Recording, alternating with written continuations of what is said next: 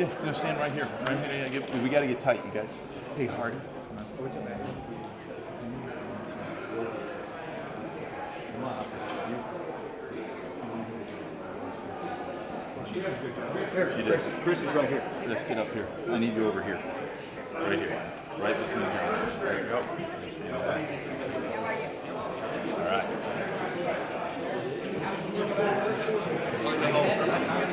Hey, we're trying to give him a good press conference, not crack the lens.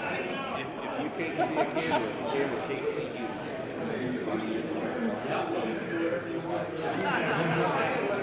You know what?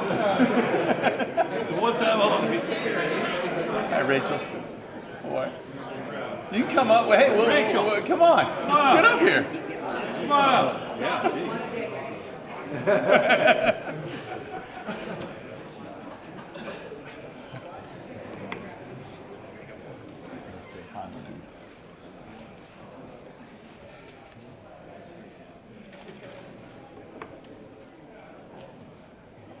Everybody's more or less in.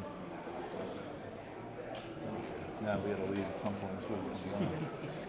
Yeah. Well, I want to thank everybody for coming out today. It's a great day for Missouri, in my opinion. You see how we can do things here a little bit faster, more efficiently, and transparent, and get our leadership up and running so we can run the state and help Missouri move forward. That said, I'm grateful to have the support of my colleagues. I mean, it's been a long time. It seems that I've been here, but it's flown by.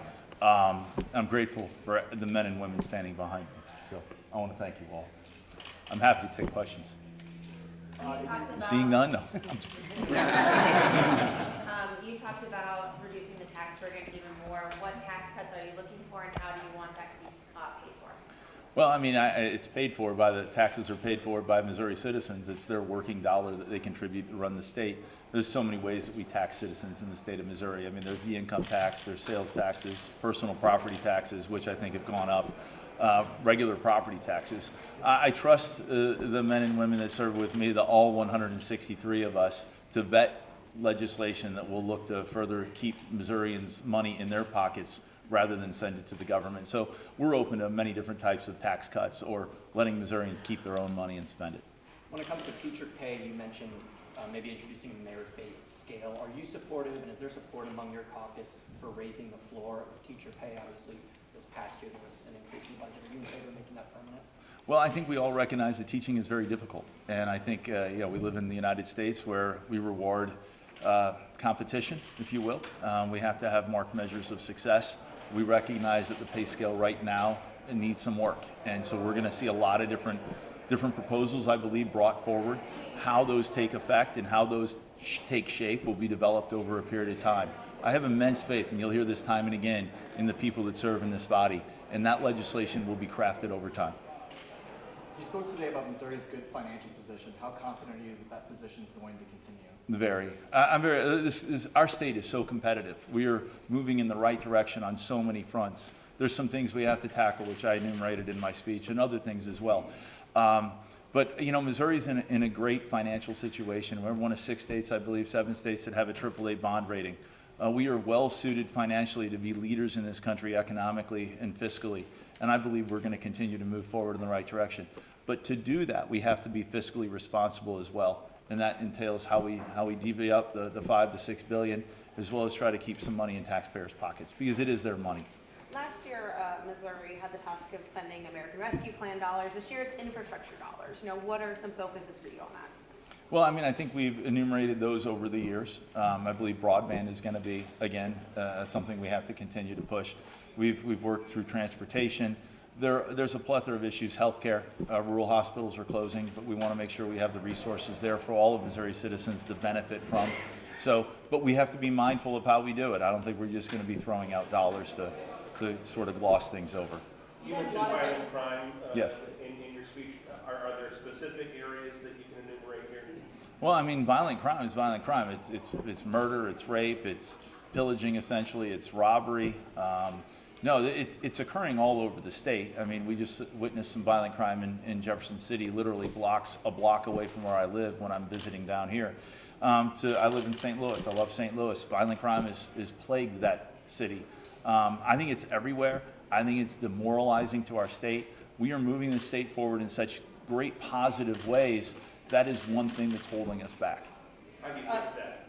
We're going to fix that through numerous things. I don't think there's one thing that fixes it. You've seen we have over 570 bills that have been filed. Many address violent crime. And there's not one avenue that I think is going to solve everything. We're going to work together to sift through all that legislation, get it vetted in committee, and have hopefully a good proposal put on the floor that we can pass through the House and hopefully see it through the Senate. I want to talk about, piggybacking off of that, you've had lots of Democrats that have filed legislation when it comes to guns, putting stricter gun laws in place. Are you going to consider it? Are you going to talk to them? What's the plan with that? Because there's been so many of them filed on the other side of the aisle. There is every year. Yeah, I'm not going to ignore anybody. This is a transparent process where I think we need to vet things, and we will work together across leadership lines, across the lines, period, in the aisle. But I stand firmly with the Second Amendment. The state strongly has supported the Second Amendment for a long time. We see the gun amendments year in, year out. It's always just been there. The voters have supported our Second Amendment stance. So I see a strong Second Amendment support continuing. The last couple of years has been personified by infighting within the Senate, infighting between Republicans in the House and Republicans in the Senate. How confident are you that in 2023 and 2024 that won't happen?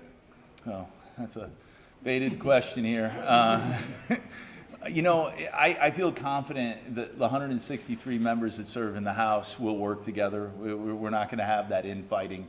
I can only control and help control, really, let's be honest, it's herding cats, but I can only work within the sandbox that I'm in. And the other half of the building has its ways and its rules on how it functions. I'll leave that up to them. They have good leadership over there. I'm confident they're going to work well together this year. I'm just really optimistic. You also spoke about giving parents more control over what their children are learning in schools. Were you referring to CRT, different books? What exactly were you talking about in your speech? To essence, really all of the above. Coursework. I'm a father of a 13 and a 15-year-old. I take avid interest in what they're learning, and I hear time and again complaints on parents not being able to feel like they have the ability to work with the school districts. So, it's an open book to a degree. I look forward to having a lot of these grievances presented in committees and seeing what we can do to address that. How often do you plan to hold press conferences as Speaker? Depends on how nice the questions are. I want to have a good relationship with you guys. I'll do my best to be transparent and forthright with you. And I hope to have more than, I guess, last year. How soon can we expect bills in committee? How fast are we moving here? So the track has always been that we have to pass House rules, and the consent committee is going to get formed today. The rules have been filed or will be filed today. I anticipate having a hearing in committee on Monday, and as we get those on the floor, probably Wednesday. And then at that point, that gives me the formal ability to appoint members to the committees. I really can't do anything formally until then. So, right now, we're just going to work together, read the legislation that's been filed. There's a lot of reading out there, and we're going to work on that. If you leave here in May having done one thing besides the budget, which is required in the law, what would that be? What's your sort of number one priority heading into the session? My priority, obviously, that's a good way to put it. Our one constitutional priority is to pass a sound budget. But if you look at the men and women behind me, they've filed in a sundry of bills. And I think that as you see those bills go through the committee process, I think you're going to see emotion and fervor brought with several of those bills. I'm not going to be married to any one piece of agenda or legislative agenda, but I believe the members that are standing behind me have some great bills, and I'm going to work hard to push those bills forward. Senator Robbins said one of his top priorities was to make it harder for Missouri voters to change the Constitution. Yeah. Can you describe your view on that? And if Republicans take that measure, is that an acknowledgement that sometimes the party is not in lockstep with the average voter? I think that's a jaded question, if you will. Let me rephrase your question. I think the voters should have a distinct effort in changing our Constitution. I think how it's done is how I would look at it. If you look at legislation that I've filed in the past, I have filed IP reform, initiative petition reform. But we must recognize there's two types of initiative petitions. There's statutory, which I completely am good with, and then there's constitutional initiative petition. And I think much of the constitutional initiative petition is abused by out-of-state money interest where people have no economic tie to the state of Missouri, or they don't live here, their families aren't here, and I think the Missouri voter needs to have more transparency about what is being brought to them when they vote for it in the Constitution. And if you look at, just to tack it on this one, the last one that was just passed had 40 pages that we added to our Constitution. I think that's language that most people don't understand. It's hard to enumerate what 40 pages would look like in the Constitution and the finite amount of words that you get to put before the voters. So I too support constitutional initiative petition reform. I want the voters to be less influenced by deep pocket, out-of-state interest and more informed about what they're voting for. Are you considering whether to repeal and replace the marijuana legalization? I will respect the voters on that line. However, I will go back to say that there were 40 pages put in the Constitution, and we'll see how those 40 pages play out with regard to the laws of the state of Missouri. Any changes to make constitutional amendments harder to pass would have to go to a statewide vote, and there was a measure in Arkansas that failed pretty miserably. Why would a different result happen in Missouri if that's put up to a vote? Well, Jason, I'm going to suggest that, Arkansas is a different state. I want it to go before the voters. I think the voters' opinion matters. I mean, that's why we're all up here to represent the state of Missouri, the 6.1 million Missourians. But like many things in Arkansas, I hope they do fail. Tonight at 7 o'clock, I hope the Razorbacks fall to the Tigers.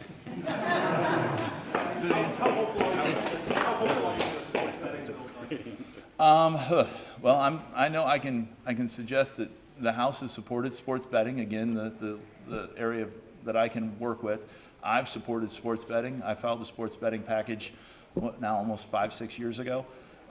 There's numerous aspects to that bill that will come to play. We're going to vet those in the House. I feel good about what we can do in the House. How that again plays out in the Senate is anybody's guess. Back on the issue of crime, the Missouri Chamber suggested that they obviously wanted to get involved with lobbying on that, and one of the things they suggested is possibly tweaking Second Amendment Preservation Act. Is that something that you would support?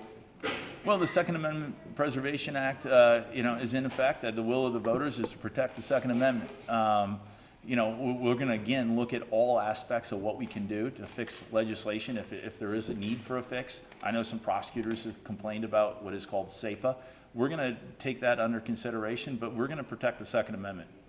Is finding a way to expand or make childcare more accessible in this state a priority for you or your caucus? There's been a lot of business groups, the chamber, all that, who have sort of said this is a business issue, we need to allow parents to get to work. What do you think the best route is toward that? And is there some enthusiasm behind getting a path that way? After talking to a lot of businesses, we've had a very difficult time getting people back to work. They need employees, and it's been brought to our attention that childcare could be one of those concerns that need to be addressed. I look forward to having that debate in committee on the floor. I'd like to see private enterprise interject a little bit more rather than big government swoop in and provide more long-term services that need to be funded. We have to be mindful that we have a fiscally responsible budget, but I want to provide the resources that Missouri families need to get to work and take care of their kids. What about the slot machine style games that have been proliferated at gas stations? Well, I think if in fact we'll again take up the gaming legislation, I look for the further debate on the floor of the House, but I leave that up to local prosecutors to a degree as to whether or not they deem those games legal or just. And if there's something that can be fixed to protect Missouri's consumers, I'm open to that. So you don't support a standardized state law on that? I would support what's best for the consumer. And as this legislation goes through the process, as the testimony comes forward regarding those machines that are in those places, we'll take that under advisement and see what we can do. The Missouri consumer is important. They don't need to be misled. We need to have continuity of laws. I think we need to have responsible legislation that manages the products that Missourians are buying. There aren't any consumer protections for those machines. So maybe we'll take that under consideration this year.